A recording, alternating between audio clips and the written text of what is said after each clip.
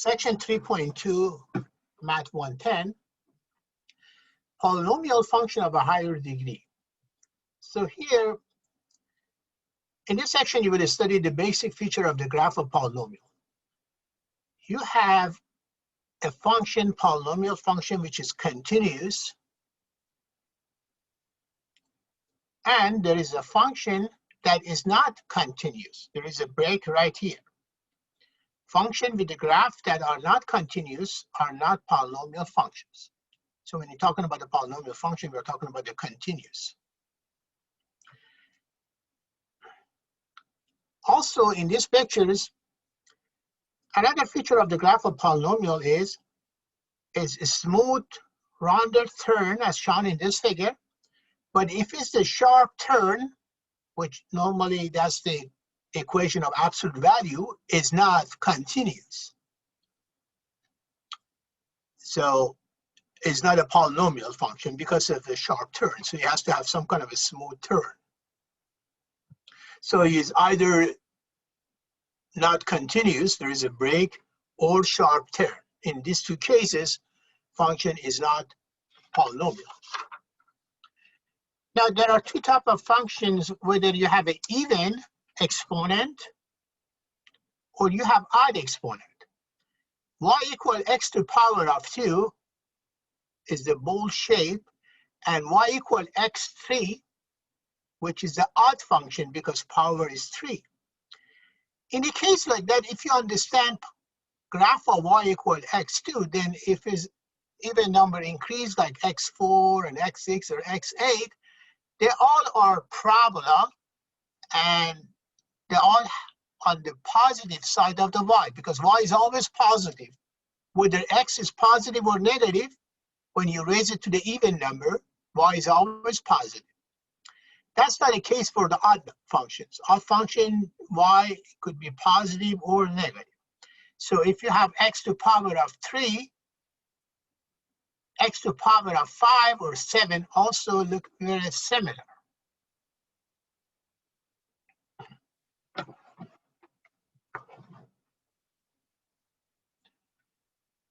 When you have a negative before x to power of 5 or x to power of 4, then the function, you flip the functions.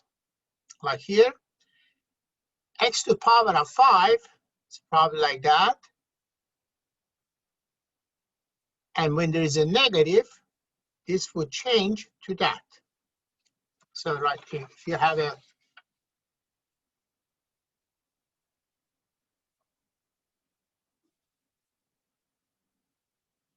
if this is your functions of, let's say, x to power of 3, to graph minus x to power of 3, you find the reflection with respect to x-axis. So this piece would be like that. This one is reflection of that. And this one is like this. So this is graph of minus x to power of 3. So this graph will change to this, minus x cubed. Like here, let's say you already have x to power of 4.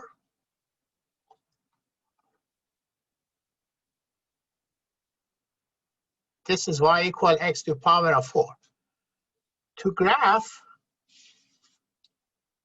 x plus 1 to power of 4, because the number is within the parentheses, remember the shift is always on the x-axis and is opposite sign. So if this is 1, the shift should be -1. So this point would shift 1 unit to the left. So this should be graph of x plus 1 to power of 4. So the graph of y equal x4 shift to the left 1 unit.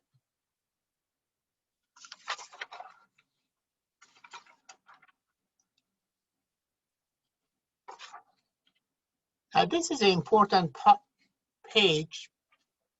It tells you that this is a general equation for all the polynomial functions.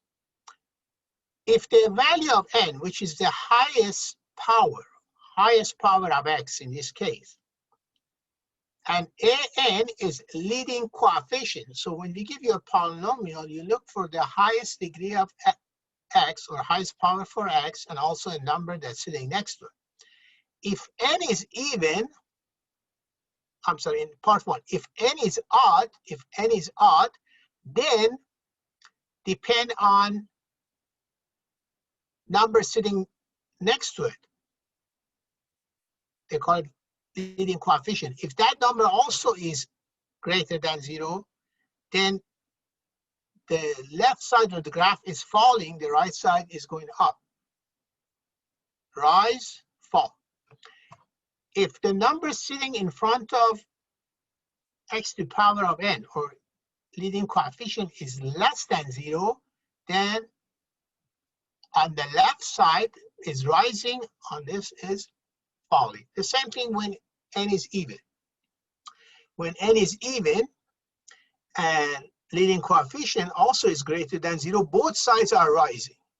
Vice versa, if n is even but an is negative or less than 0, both sides are falling.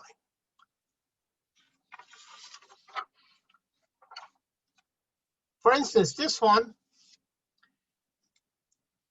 the highest power is 3, minus x3. Remember, exponent is odd and there is a negative sign.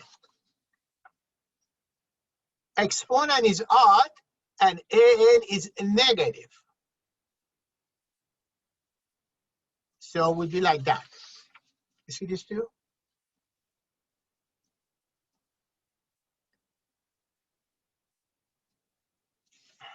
Second one, x to the power of 4 and number sitting next to it is 1, is even, right? So when it's even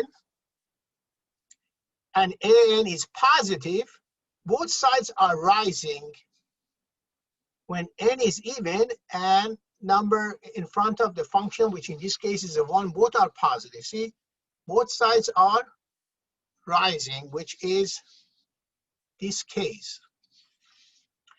And then, again, odd numbers and leading coefficient in 1, which is positive. Odd functions and leading coefficient is positive. So it would be this case. Left is falling, rising, falling, and rising. So it's important to have this table when we are determining whether the function is falling or rising.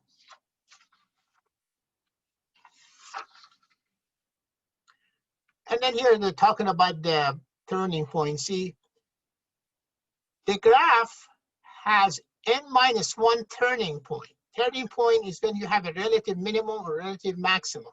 So when you have this function is turning here, which is the maximum. Here, another turning point, it changed the curve. It's concave up, which is minimum, maximum. So basically this one, this example,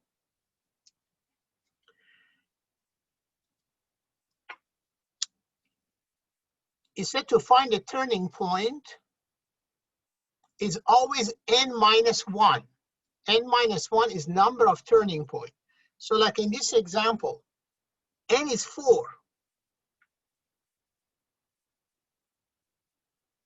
So number of turning point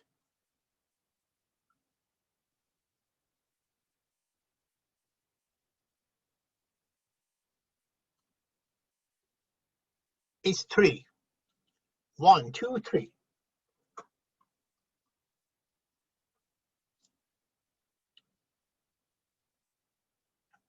All the x-intercept considered as 0 of the function. So when we ask you to find real 0 of the polynomial function, means the place that my graph intersect the x-axis. Those are 0 of the functions. Like here, to find it, you're going to factor it and take each of this equal to 0.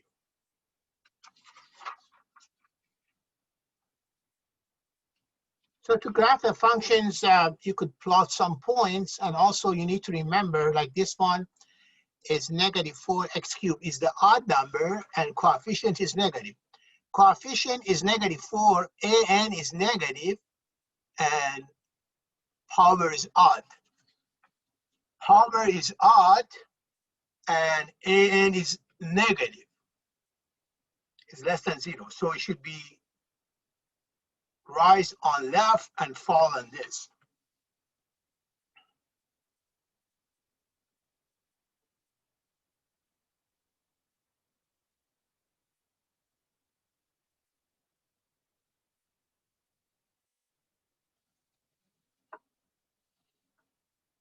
And this is just a piece of this.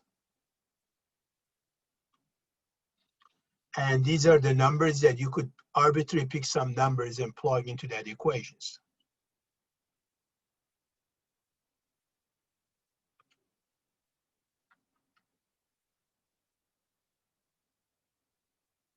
Oh, I'm sorry. What happened here is we have to rearrange this because the highest is 4. See, it got me 2. So here we're talking about the even, power, and positive coefficient. See, it was kind of a tricky problem because they didn't write it in order. So in case you have even and an is less, even and less, both sides fall. Both sides, n is positive and n is even. So this should be n is positive and this is even. All right.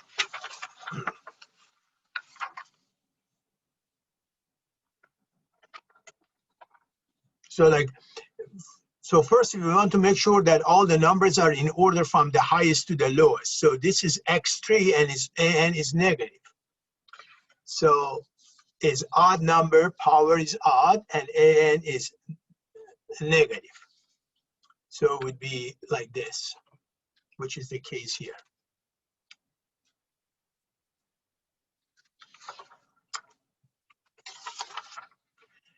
The other one is intermediate value value theory. That's what it is.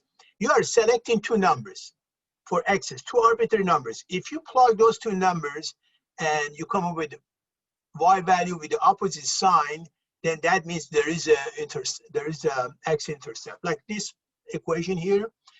This equation is not that easy to solve it when you want to find the x-intercept, right? So you have to kind of guess. To find the x-intercept, we always take the value of y equal to 0. So for this one, we are using intermediate theory. Means we just select two numbers, like -2 and -1. -2 and -1. We take each of these numbers and plug in the problems. When I do that, I notice that the value of y are opposite signs. So for -1, for x equal -1, y is 1. But for x equal to -2, y is negative. So if the y is positive and negative, that means the graph definitely intersect the x-axis. So you definitely have intercept. Okay? So again, intermediate value theory is, if you ask us to tell whether there is a x-intercept or not, normally we take this and set it equal to 0 and solve it, but this is a third-degree equation and we cannot solve it. Then if you want to show that there is an intercept, we get to pick two numbers, which in this case, we took -1 and -2, and we take each of these x and substitute here to find the y value, and one y is positive, one is negative, so that means the graph has to go from this point to that point, therefore would intersect the x-axis. Okay, so these are some of the homeworks. It all follow this page. We need to use this page for all these problems. The n is even, leading coefficient is less than 0. N is even, leading coefficient is less than 0.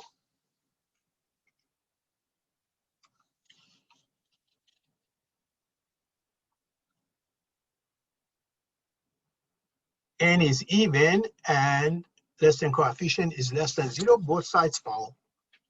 And to find see, both of these both sides fall, but to see which one of these two is correct, then you need to find your intercept. How do I find the intercept? To set the y equal to 0 to find the x's. These are two. Okay, so this graph would help you to understand that the graph that falling on both sides is the correct one. So not these two.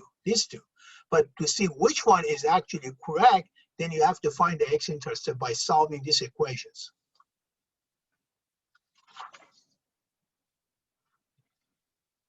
Same thing here, very similar to that. N is even, coefficient is negative here.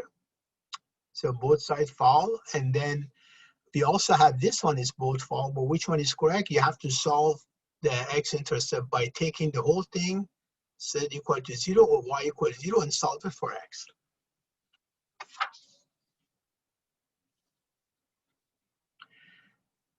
If you have x to the power of 3, which you know this is x to the power of 3, okay? Or this is x to the power of 3. How do I graph x minus 6 to the power of 3? Number is inside of the parentheses and negative, so opposite of that is positive. Means you take graph of x equal 3 and move it to the right 6 unit.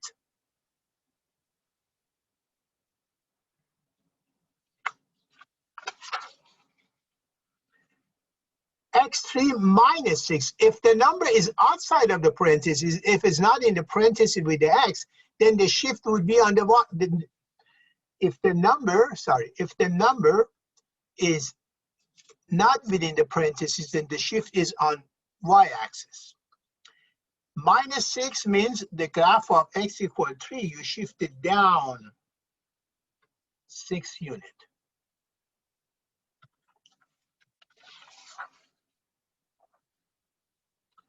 These are two translations. One is you take the graph of x equal 3 and shift it 6 units, and then you shift 6 units down. So there are two translations, one on the x-axis, which is positive 6.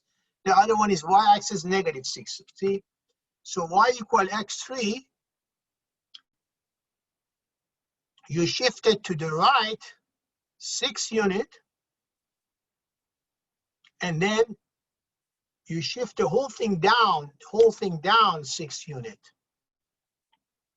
That's what you get.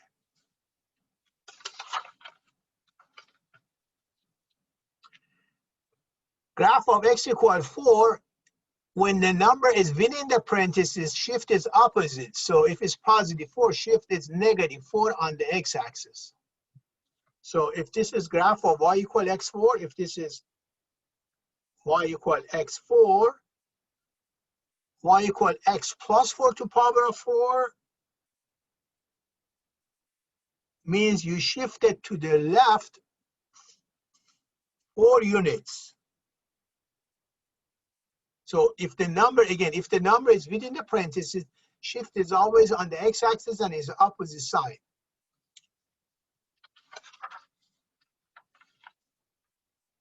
Shift is on the y-axis if the number is not within the parentheses. So if it's negative 4, means you got to shift the whole thing down 4 units.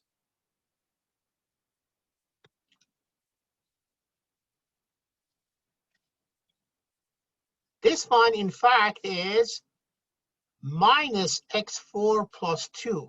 Means you have two shifts. One is x4, changing from x4 to minus x4 means you have to flip it. And then 2 means on the y-axis, you get to shift it up 2 units. Okay? So you have one shift, which is a flip, and then shift it up 2 units because of these two.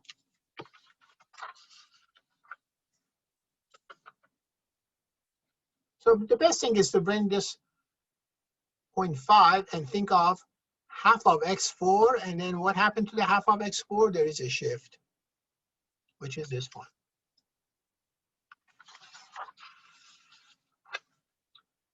(16x4 plus 3). 3 is not in the parentheses. Shift is on the y-axis. Shift is on the y-axis 3 units.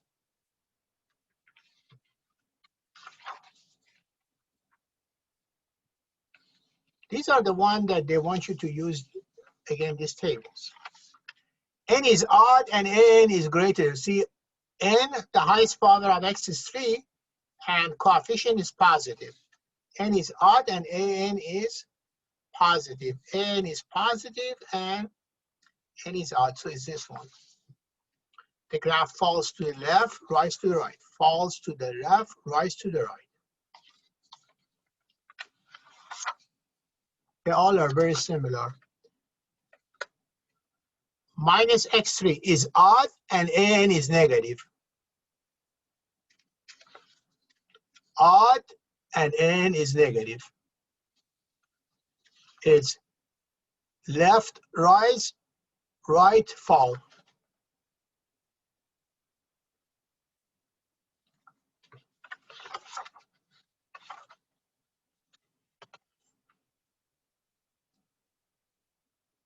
First, you want to find all this. All the 0 means take y and set it equal 0 to find the x-intercept. To find the x-intercept. Maximum number of turning point. Remember, number of turning point is n minus 1. The highest power is 2. So it's 2 minus 1 is just one turning point. You see that? One turning point.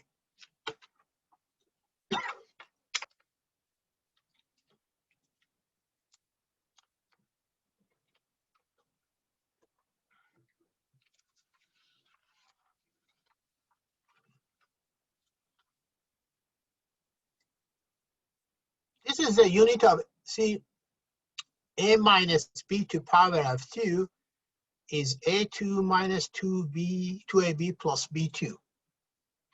So t2 minus 4t plus 4 would be t minus 2 to power of 2. When you solve it, t is just 2.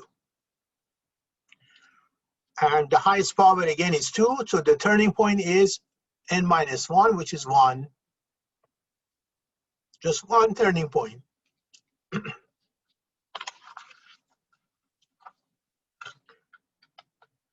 To find the zeros or find the x-intercept, you take the whole thing and you set it equal 0, you solve it, you use a quadratic equation. These are your x-intercept. Turning point, the highest power is 3, n is 3. 3 minus 1, there are 2 turning points. 1, 2. See, when the curve turns, 2 turning point for this.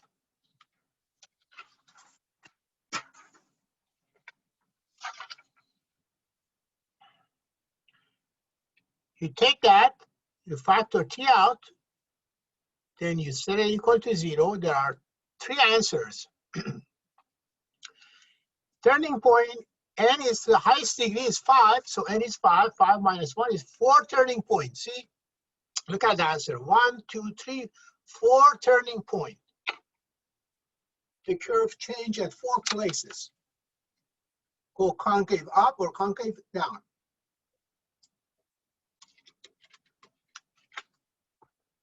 So here, basically, there are two relative maximum and 2 relative minimums. Turning point is where all the relative minimum and maximum numbers are.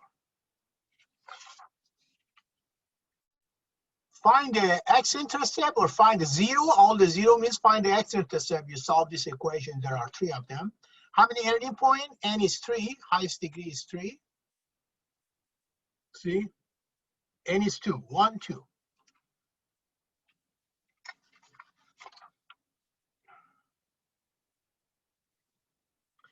This is in case that we give you the answer, we want to find the equation. Remember when you solve the equation, let's say if you want to solve this equation, you do it backward to find these 2 numbers, right? Here, we give you the answer, we want you to find the original equations. So what you put in each parenthesis is opposite sign. So if this is positive 3, you put minus 3 here. If this is negative 9, you put positive 9. You multiply, that gives you the original equations. So if we give you the answers and we want you to find the equation, you create 2 parentheses. Each parenthesis, you use number which is opposite signs, and you multiply that out. The same thing we did for all this. See, there are 4 numbers here. See, you multiply all this to find the equations. They all are very similar. the number that you have in the parentheses should be opposite sign. So if this is 1 plus radical 6, here you have -1 negative radical 6. Or if this is 1 minus radical 6, in the parentheses, you have -1 plus radical 6.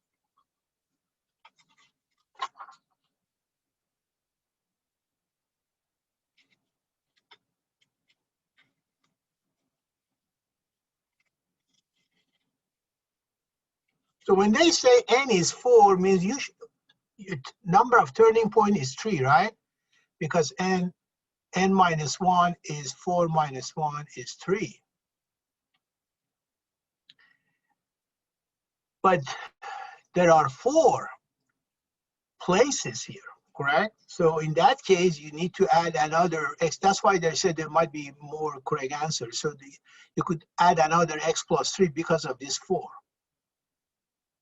to find the equations.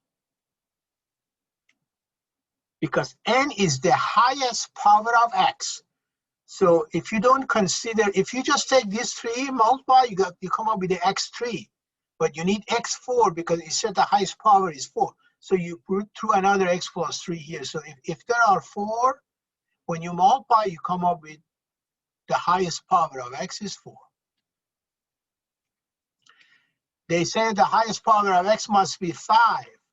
So in that case, you take this one, you put x to the power of 4, x to the power of 5, 1, because when you multiply, you come up with the equation that the highest power is 5 to match this.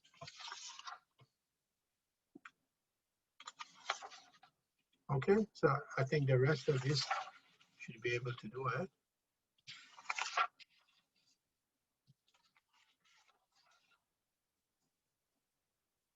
You find all the intercept, you take some of these numbers and plug into equations for you to practice how to calculate the y, and so on. Okay, so that would be end of this section's 3.2.